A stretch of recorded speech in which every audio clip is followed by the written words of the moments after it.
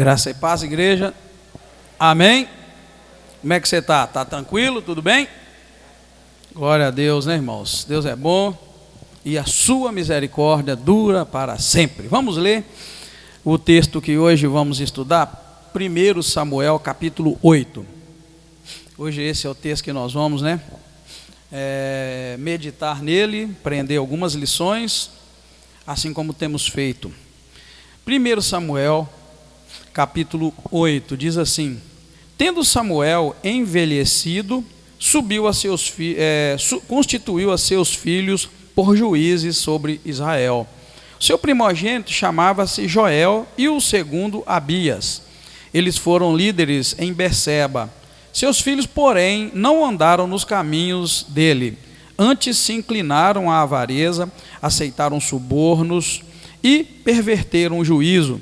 Então as autoridades de Israel se congregaram e vieram ter com Samuel a Ramá. Disseram-lhe: estás velho e teus filhos não andam nos teus caminhos. Constituí-nos agora um rei sobre nós, para que nos governe como o tem todas as nações. Essa palavra, porém, não agradou a Samuel, quando disseram: dá-nos um rei para que nos governe. Então Samuel orou ao Senhor, e o Senhor lhe disse: ouve a voz do povo em tudo o que te dizem, pois não rejeitaram a ti, mas a mim, para eu não reinar sobre eles, conforme todas as obras que fizeram desde o dia em que os tirei do Egito até o dia de hoje. Pois a mim me deixaram e a outros deuses serviram, assim também o fazem a ti. Agora, pois, ouve a sua voz, porém, protesta-lhes solenemente e declara-lhes qual será o direito do rei que houver de reinar sobre eles. Referiu Samuel todas as palavras do Senhor ao povo que lhe pediam um rei. Disse-lhes: este será o direito do rei que houver de reinar sobre vós. Tomará os vossos filhos e os empregará no serviço dos seus carros e como seus cavaleiros, para que corram à frente deles. Alguns porá por chefes de 1000 e chefes de 50, para lavrarem os seus campos, fazerem as suas colheitas e fabricarem as suas armas e os equipamentos de seus carros de guerra. Tomará as vossas filhas para perfumistas, cozinheiras e padeiras. Tomará o melhor das vossas terras, das vossas vinhas, dos vossos olivais, e os dará aos seus servos. As vossas sementes e as vossas vinhas dizimará, para dar aos seus oficiais e os vossos servos, as vossas servas, os vossos melhores jovens, e os vossos jumentos tomará e os empregará no seu trabalho.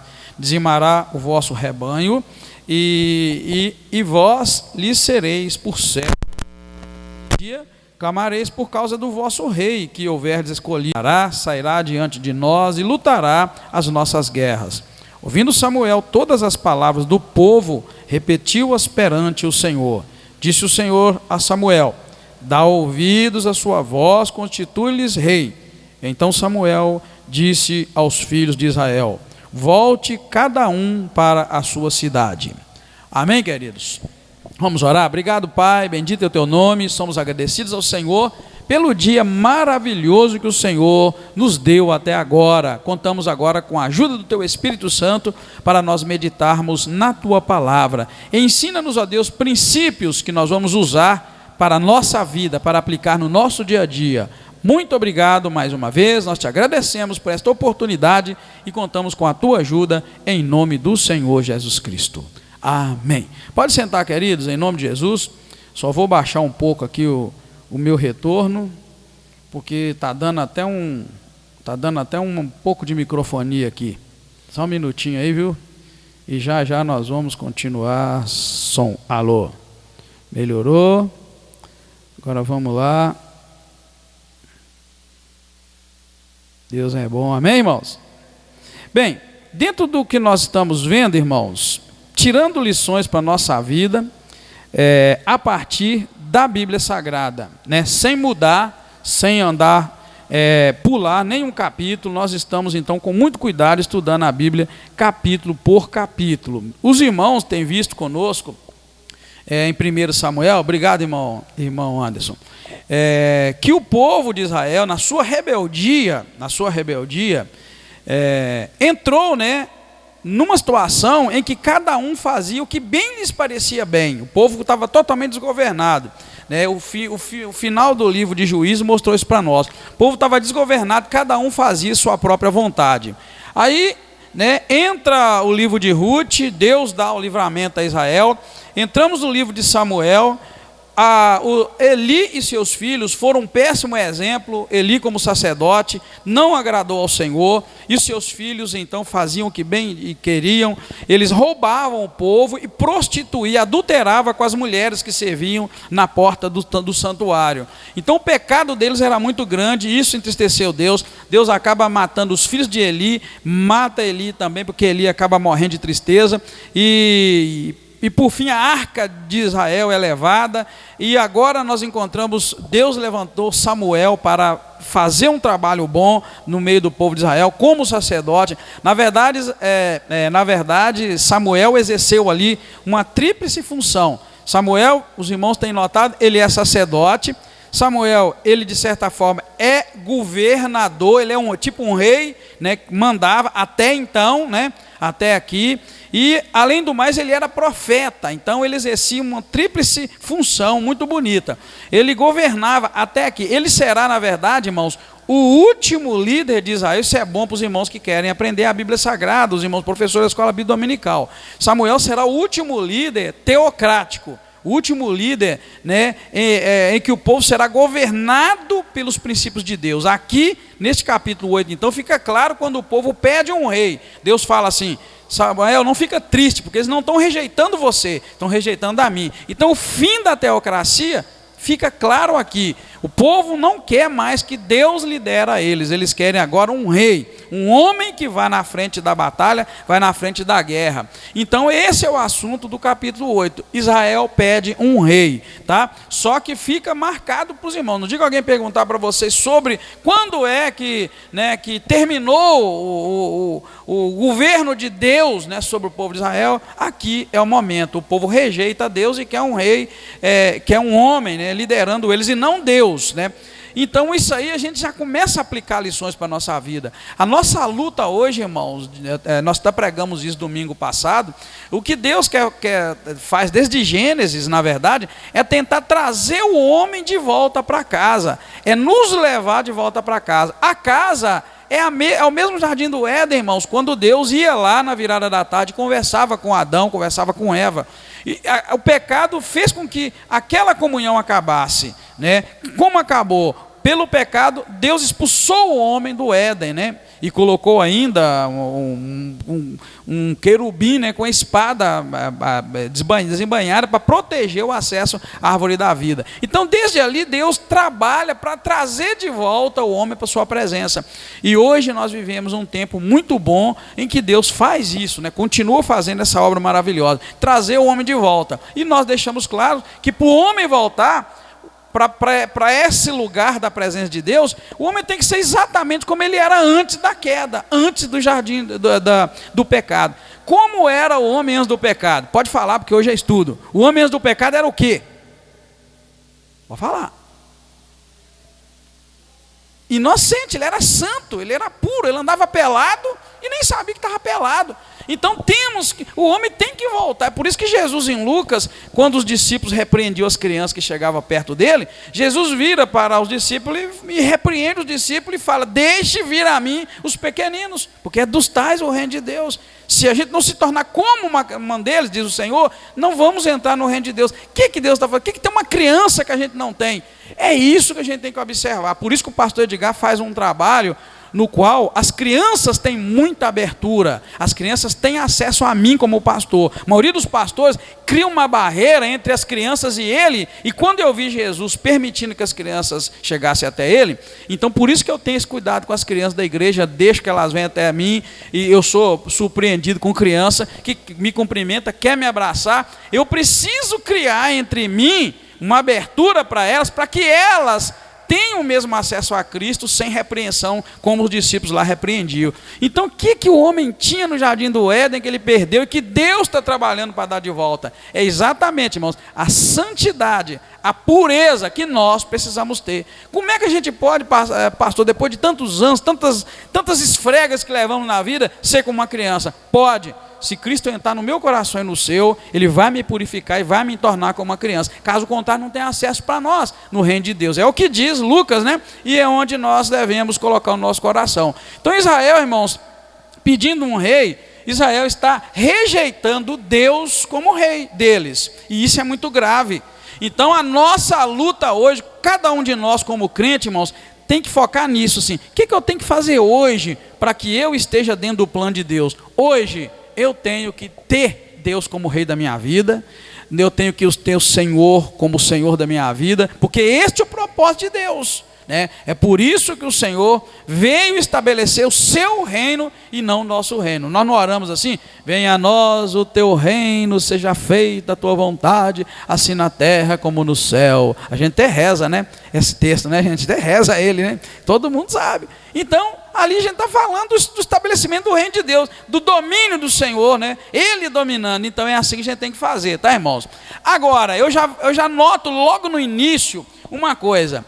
Os filhos de Eli foram maus, muito maus, o que levou Deus a destruir os filhos de Eli, e como consequência, também Eli morreu, e também por causa do pecado dos filhos de Eli, e porque Eli não foi duro, rude com seus filhos, Deus tirou também o sacerdócio da casa de Eli. Deus escolheu Arão para ser sacerdote eternamente, e aí chegou em Eli, chegou em seus filhos, e Deus havia prometido o sacerdócio a eles, e Deus ali interrompe o sacerdócio, fala: olha, eu prometi, mas eu não vou fazer isso, porque você não repreendeu os seus filhos da maneira que deveria. E aí a gente costuma escutar umas pregações aí, dizendo assim: o homem é sacerdote do lar. Já ouviram isso? Eli era sacerdote também do seu lar, e por causa de Eli, que era um sacerdote frouxo, quem estudou o livro sabe muito bem, Eli foi um sacerdote frouxo, foi um pai frouxo, foi um pai que sabia dos pecados dos seus filhos e só falava para eles: ah, meu filho, eu estou ouvindo o que vocês estão fazendo é mal, Deus não gosta disso. Isso só não bastou, Deus puniu Eli e sua família por causa disso. Então isso é uma chamada de regulagem em mim e nos irmãos aí que são pais e nas irmãs que são mães, porque talvez você é a mãe, você é o pai que é igual Eli, só fala para eles: olha, meu filho, está errado, não está bom. Isso foi ele fez. Pode ler o livro lá que você vai ver de Samuel. Isso ele fez. Isso não é o bastante diante de Deus, porque Deus puniu Eli e toda a geração dele, tirou na verdade o sacerdote. Nunca mais Deus falou: vai ter um sacerdote da sua família. O que eu não desarraigar vai morrer. Não vai chegar a velhice. Homem nenhum na sua família mais vai chegar a velhice. É uma grande maldição, irmãos, que por causa de um pai que deveria ter sido mais rude com seus filhos. Então nós, eu vou ser sincero, irmão, ter filho é uma coisa mais complicada que tem aos olhos de Deus. A gente pensa que é só pôr o filho no mundo e depois deixar acontecer. Não, você tem que estar ali dentro dos padrões das Escrituras, porque Deus pune e Deus cobra.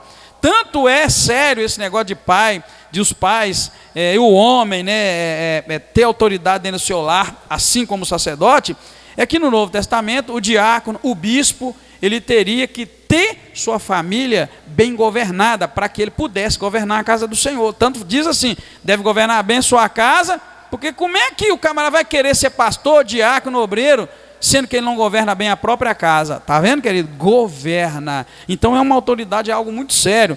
Então aqui a gente vai ver o seguinte: parece que Samuel não aprendeu com Eli, não.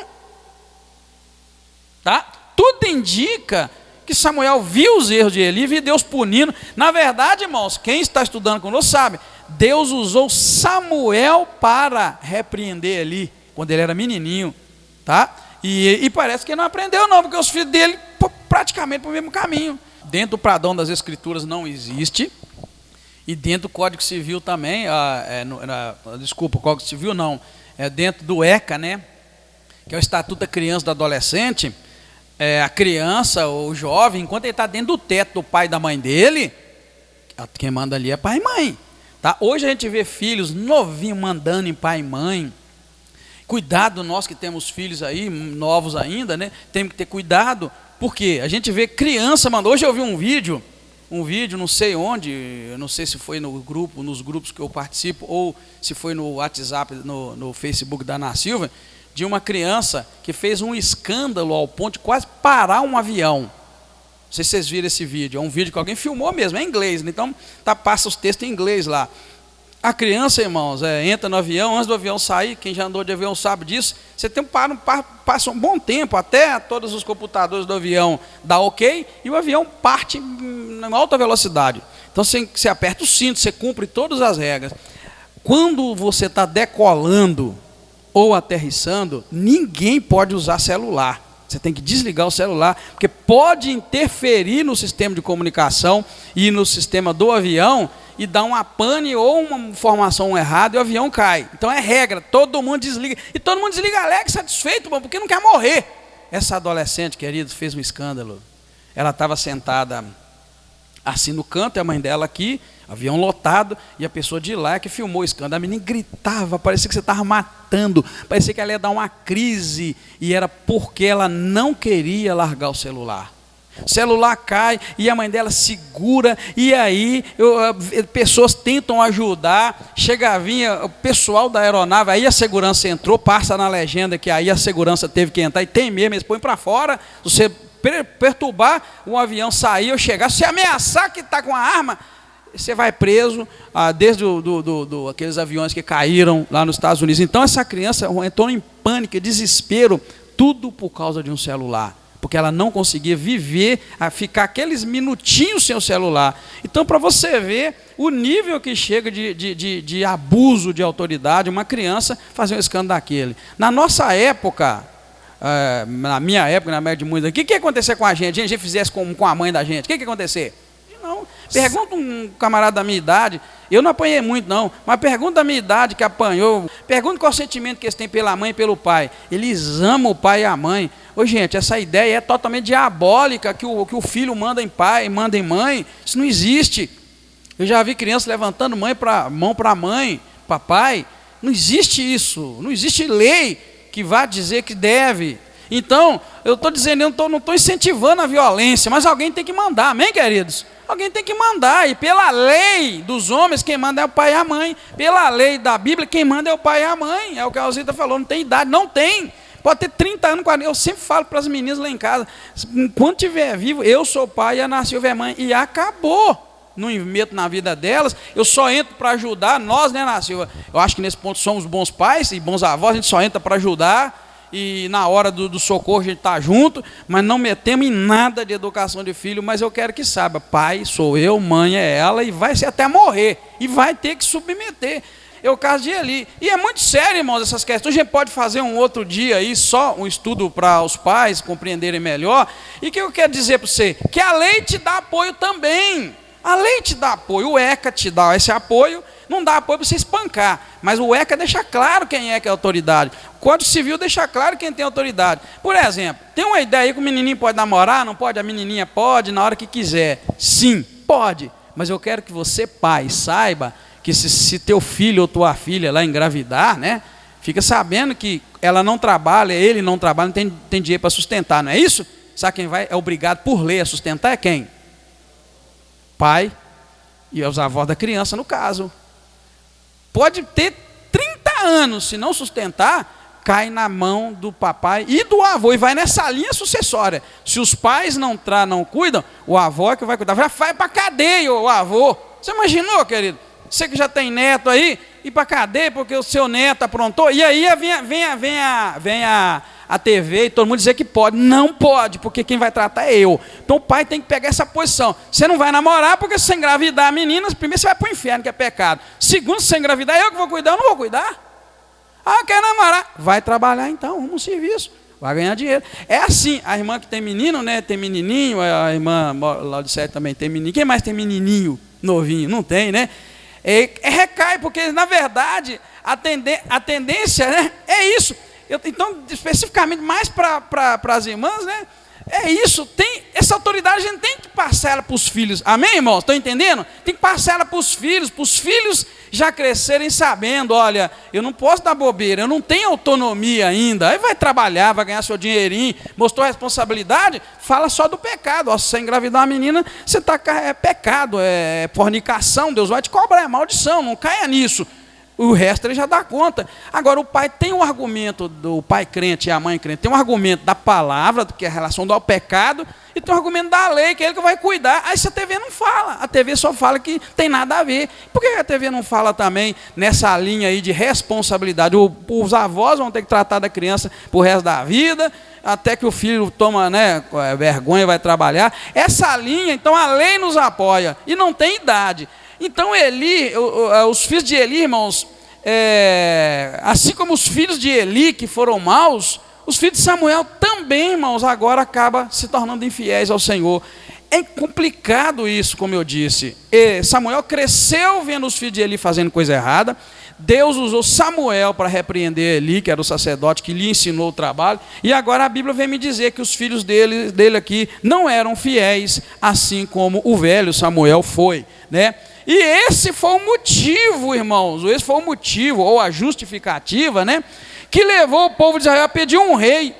Eles achavam melhor ter um rei, um homem, do que ter líderes religiosos, pecadores e incapazes. Se os irmãos lerem direitinho esses primeiros versículos aqui, de 1 ao 8, por exemplo, vocês vão ver que eles chegam, o povo de Israel chega para Samuel e fala assim: Samuel, você já está velho, olha bem, eles começam dizendo isso. Samuel, você está velho e os seus filhos não andam nos seus caminhos, então nós queremos um rei para liderar nós. O que ele está dizendo?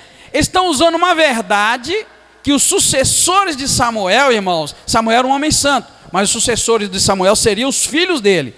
E eles estão chegando dizendo: olha, Samuel, você é um homem bom, você é crente, você anda muito fiel a Deus, Deus te usa, mas quem vai ficar no seu lugar? Você já está velho, quando você morrer, os seus filhos vão ficar, e seus filhos não andam nos seus caminhos, não andam fiel ao Senhor. Então, seguinte, nós não queremos seus filhos liderando nós não, nós queremos um homem, um rei, não seus filhos.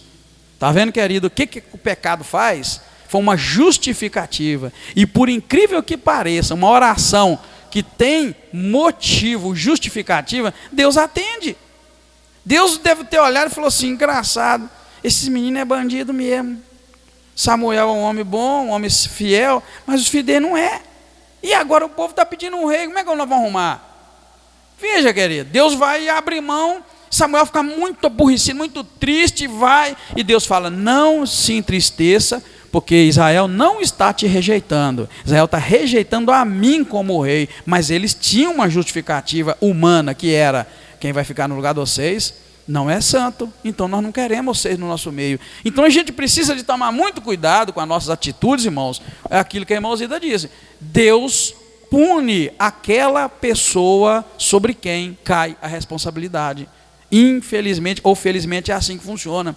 Então eu sempre tive muito medo dentro da minha casa para eu não fazer aquilo que desagradava a Deus, porque eu sei que Deus vai cobrar de mim, eu é que tenho autoridade. Então nós, maridos, temos autoridade sobre nossos filhos, vocês, esposas, têm autoridade sobre os seus filhos, e não adianta jogar um para o outro. A gente tem responsabilidade, que a gente tem que usá-la para aplicar os princípios da palavra do Senhor. Então aqui a motivação deles era: os seus filhos não são bons, então nós preferimos um rei do que ter líder religioso incapaz, né?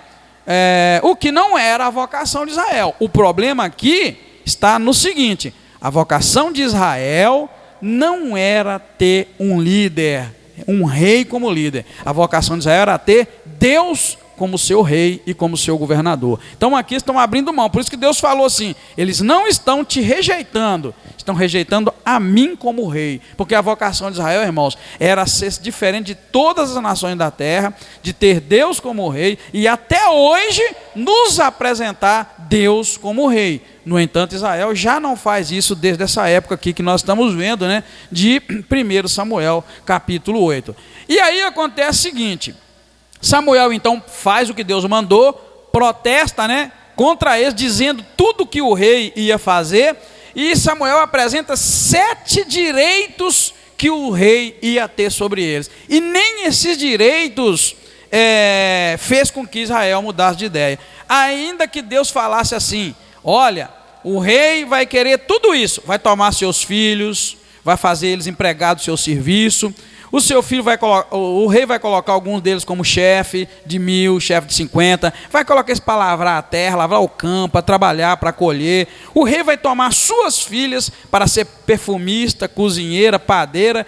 Isso, irmão, não está incluído aqui, que o rei ia tomar elas também como esposa. O rei podia ter quantas esposas ele quisesse. Ele olhava uma moça, lhe agradava, pegava aquela moça como esposa para ele. Então, tudo isso o rei ia ter direito. Ia ter direito também a tomar as melhores terras para ele, para servir para ele, para plantar olivas e tal. Verso 15, disse que ia tomar também a semente deles, ia dizimar as sementes para que ele pudesse usá-las. E o versículo 16 diz que ele ia tomar também servos e servas, os melhores jovens ele ia tomar, jumento, ia empregar tudo no seu próprio trabalho. E o verso 17 diz que ia dizimar os rebanhos dele, ia pegar os rebanhos, tudo isso para servi-lo. Então ele coloca 7 direitos que o rei ia ter. Ainda diz ainda: tome cuidado, porque depois que o rei começar a pegar tudo isso de vocês e a dominar com um braço forte,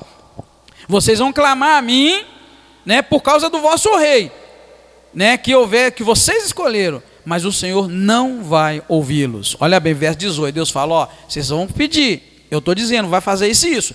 Depois que vocês se arrependerem, vocês vão clamar a mim e o Senhor não vai ouvir vocês. Está vendo, querido, como é que é incrível? Há quem diga que a gente pode orar e Deus vai ouvir, mas tem oração que Deus não nos ouve, não adianta orar.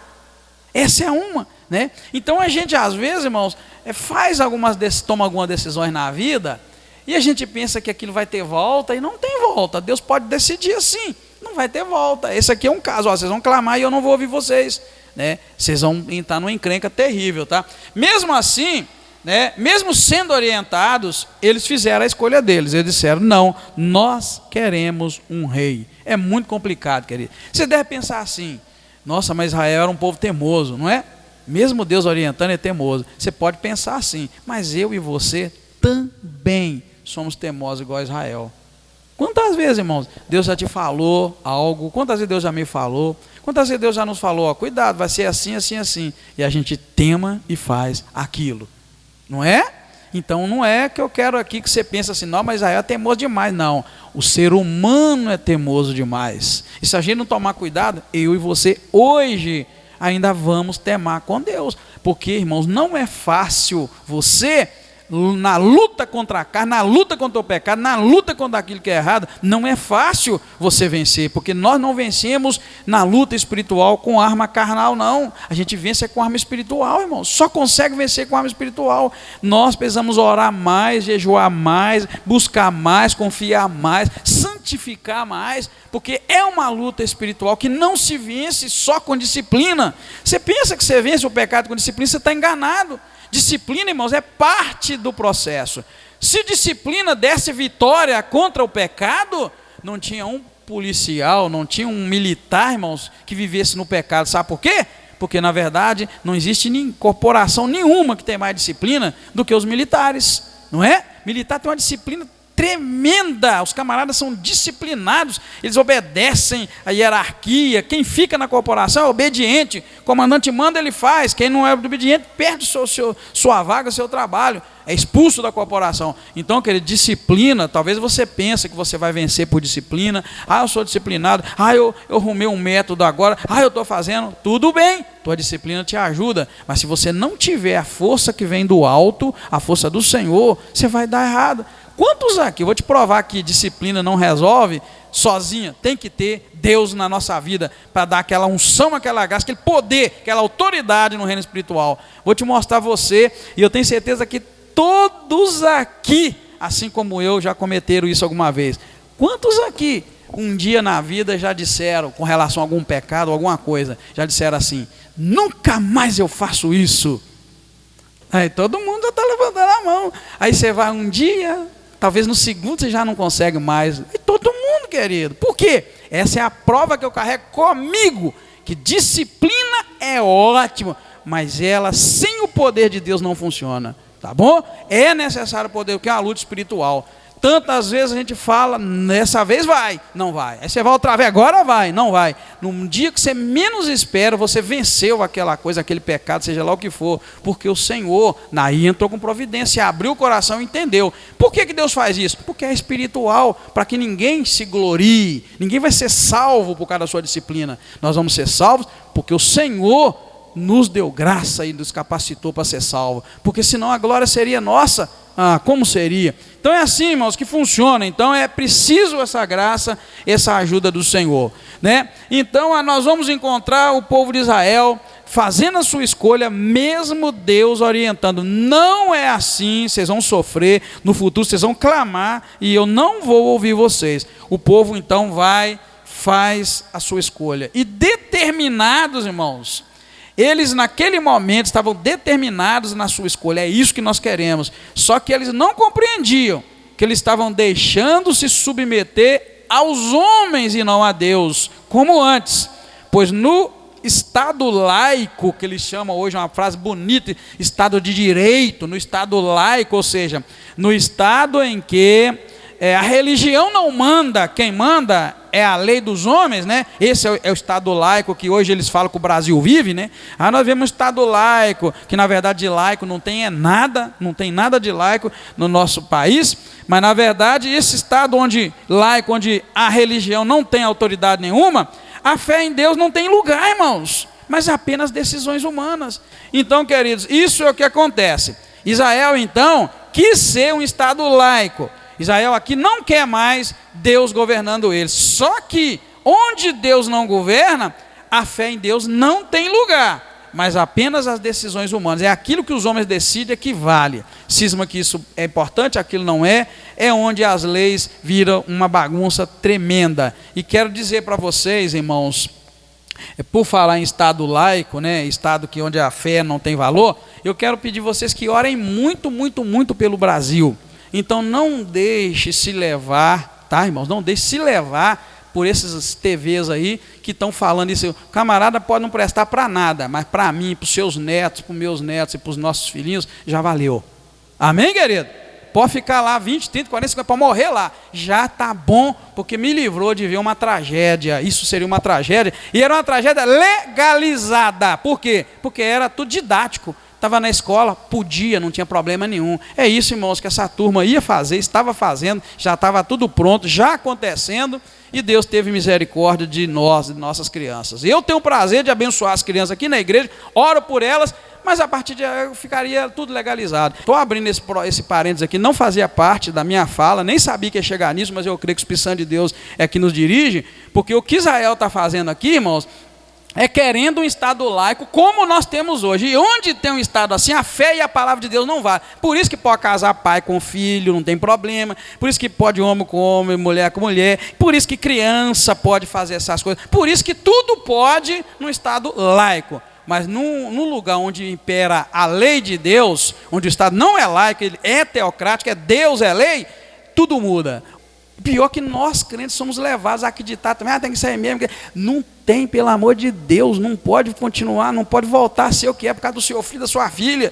Bem, a não ser que você não importa. De repente eu estou aqui, né, tomando um tempão para te abrir o olho. De repente você não importa que a sua netinha, seu netinho, seja abusado sexualmente lá na escola. Talvez você não importa que o seu filho, sua filha, seja abusado. Não vai ser abuso, irmão. A palavra abuso não vai existir. Vai ser aula.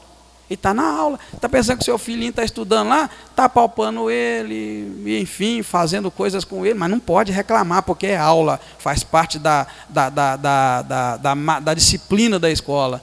É isso que estava. E quando eu vejo um crente temando ainda, eu falo, Jesus, camarada, não tem cabeça não, tá? Não defendo ninguém, eu estou falando o que Deus tem feito por nós, pelas nossas crianças, e a gente às vezes não entende. Então, querido, é isso que dá o que Israel estava falando, é o seguinte: nós não queremos Deus, nós queremos um rei. E é isso que um rei faz com a gente, tá? É isso que um rei faz. E aí eu pensei no seguinte: e nós hoje, por exemplo, a gente ora tanto pelas autoridades, não ora? Deus tem misericórdia das autoridades, mas Deus avisou aqui, ó, se você escolher um rei, o rei vai fazer isso, isso e isso. Nós escolhemos um rei.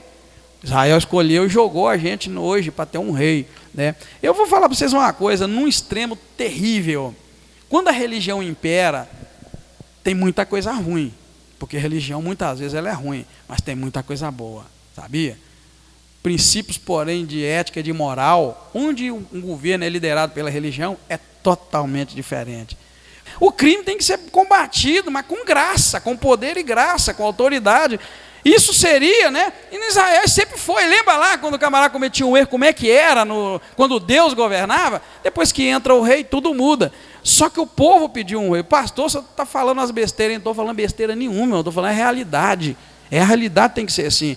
Se o crime não for punido, as pessoas vão cometer crime. Querido, vocês estão entendendo como é que é? Agora, quando Deus coloca a lei dele dentro de mim, dentro de você, a gente tem medo de fazer o erro, porque a gente sabe a consequência do meu erro vai ser uma punição severa de Deus. Ninguém vai ver, mas Deus vai ver. Então a lei tem que estar dentro do nosso coração hoje, para que a gente possa caminhar e ser justo e fazer aquilo que agrada ao Senhor.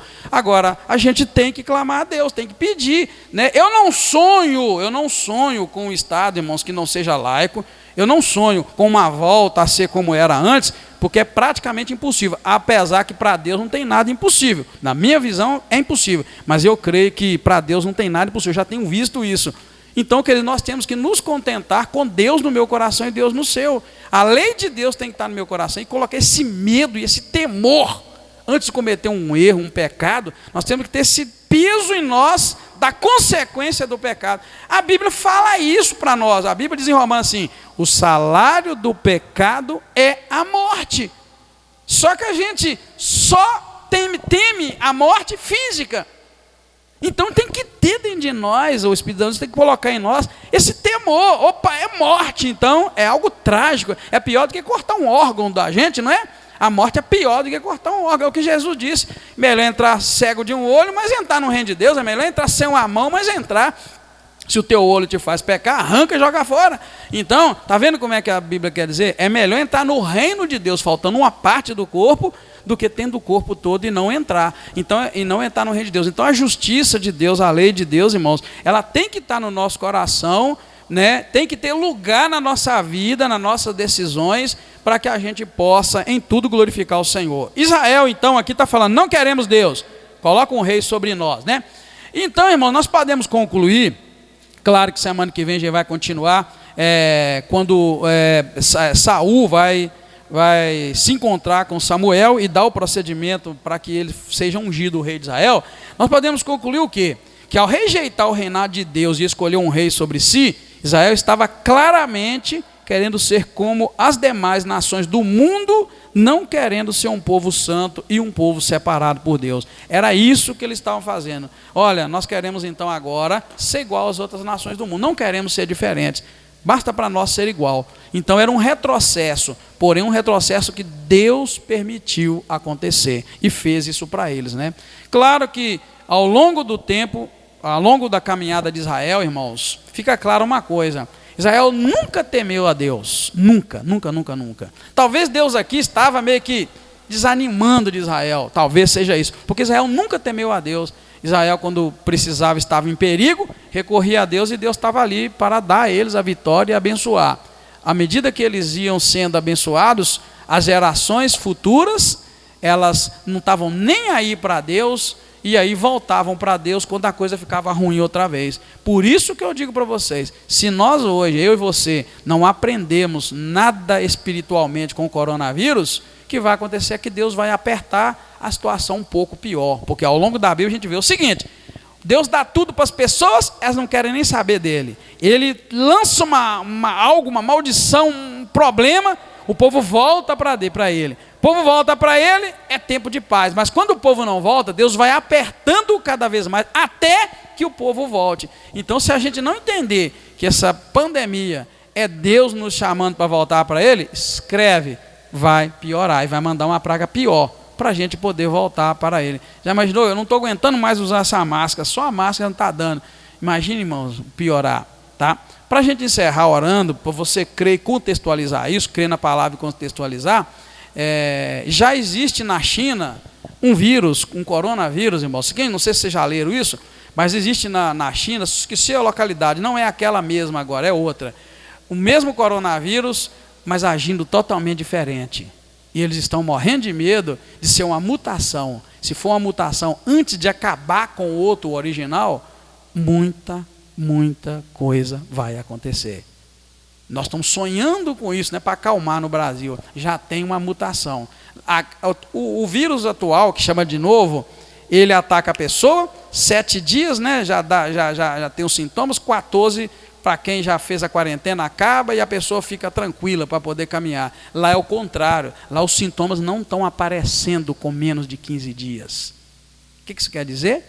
Quando o sintoma aparece rápido, você corre e vai para o posto de saúde, para o médico te isola até que saia o resultado do exame. Mas quando a pessoa está contaminada por mais tempo do que esses dias, igual lá é uns 15 dias, aquela pessoa fica no convívio normal, contamina mais um punhado de gente. E lá está tendo muita contaminação de gente da mesma casa, porque não tem sintoma, não tem nada. Quando aparece, está lá o coronavírus. Na verdade, está fazendo o quê? Passando a perna em nós e na ciência. E a gente está pensando que a coisa está tranquila. Não está. Se a gente não entender que Deus está nos chamando para cair de joelho diante dele, ele vai engrossar o caldo e muito mais para a gente aprender. É o que Deus está falando. Glória a Deus, não é com a Quinta Igreja, não é com o Brasil. Deus está fazendo isso com os 4 cantos da terra, nos chamando para voltar para ele, para depender dele, porque ele está querendo tratar conosco, com essa geração. Amém, queridos? Então a gente aprende isso. Israel rejeita Deus e eu estou mostrando, vamos voltar para Deus, porque o Deus vai apertar aqui. Deus vai engrossar o caldo e Israel vai clamar e vai voltar para ele, assim como a gente tem visto ao longo da palavra. Amém? E vamos orar para que a gente possa continuar tendo nossos cultos, porque se continuar aumentando, certamente ele vai pedir mais ainda de nós o isolamento. Mas vamos orar para que isso não aconteça, em nome de Jesus. Amém? Vamos ficar de pé. Obrigado, Deus, te agradeço mais uma vez. Peço que o Senhor nos ajude, Pai. Precisamos muito do Senhor, da tua ajuda, da tua direção. Coloco cada membro dessa igreja nas tuas mãos, cada família, e peço a ajuda do Senhor. Dá-nos sabedoria do céu, ó Deus, para em todo o tempo honrar, exaltar e glorificar o teu nome. Pedimos um milagre da cura, um milagre da libertação. Livra a nossa nação, livra o nosso povo. Peço que o Senhor guarda cada membro desta igreja, Pai, e livra deste vírus para a glória e honra do nome do Senhor. Obrigado mais uma vez, eu te agradeço. Peço que nos leve em paz, em nome do Senhor Jesus Cristo. Amém. Deus abençoe, queridos. Uma ótima noite, em nome de Jesus.